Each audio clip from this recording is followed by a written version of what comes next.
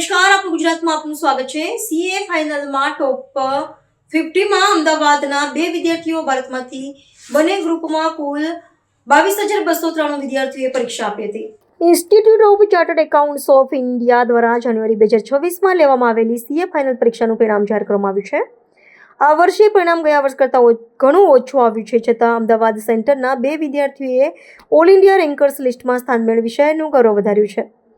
જેમાં હરસિમાંશુભાઈ સોનારાએ all India 9મો rank મેળવ્યો છે, તો નિમિષ ગૌતમ શાહે ઓલ ઇન્ડિયા 27મો રેન્ક પ્રાપ્ત કર્યો છે। ગ્રુપ 1માં 178 વિદ્યાર્થીઓ અને ગ્રુપ 2માં 18 વિદ્યાર્થીઓ પાસ થયા।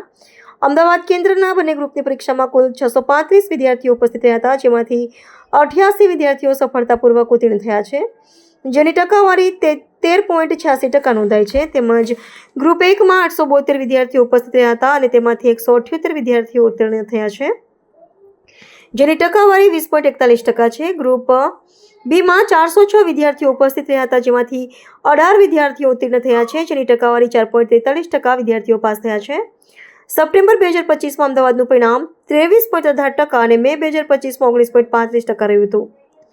ભારતમાંથી બંને ગ્રુપમાં કુલ 22,293 વિદ્યાર્થીઓએ પરીક્ષા આપી હતી, જેમાંથી 2,446 વિદ્યાર્થીઓ પાસ થયા છે, જેની કુલ ટકાવારી 10.97% થાય છે। જાન્યુઆરી 2026ની પરીક્ષાના પરિણામ સાથે દેશને નવા 7,590 ક્વોલિફાઈડ ચાર્ટર્ડ એકાઉન્ટ્સ પ્રાપ્ત થયા છે। હું CA Rinkesh Shah, chairman ICAI Ahmedabad. મારી લેફ્ટ સાઈડ બેઠા છે એ central council member CA Purushottam Khandelwal sir છે। પુરુષોત્તમ સરની લેફ્ટ સાઈડ બેઠા છે ડબલ્યુઆરસી મેમ્બર જે સ્ટુડન્ટ કમિટીના ચેરમેન બી છે સીએ ફેનિલ શાહ। મારી રાઈટ સાઈડ બેઠા છે અમદાવાદ બ્રાન્ચના ટ્રેઝરર શિખા મેડમ, શિખા અગ્રવાલ, અને ફેનિલ સરની લેફ્ટ સાઈડ બેઠા છે એ વિકાસના ચેરમેન સાહિલ ગાલા સર બેઠા છે। અમદાવાદ બ્રાન્ચમાં જે આઈસીઆઈની જે સેન્ટ્રલ એક્ઝામ જે થઈ છે એ અમદાવાદ બ્રાન્ચમાં જે સીએ ફાઇનલમાં 2 રેન્ક આવ્યા છે અમદાવાદમાંથી।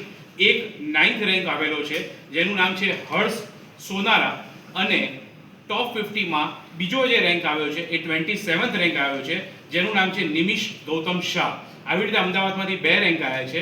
અમદાવાદમાં ટોટલ જે સ્ટુડન્ટ્સ અપિયર થયા એમાં બંને ગ્રુપ જે અપિયર થયા એમાં 635 સ્ટુડન્ટ અપિયર થયા, એમાં 88 સ્ટુડન્ટ પાસ થયા છે, અને ગ્રુપ 1માં 872 સ્ટુડન્ટ્સ અપિયર થયા, એમાં 178 સ્ટુડન્ટ્સ પાસ થયા છે, અને જે ગ્રુપ 2માં જે અપિયર થયા 406 સ્ટુડન્ટ અપિયર થયા, એમાંથી 18 સ્ટુડન્ટ્સ પાસ થયા છે।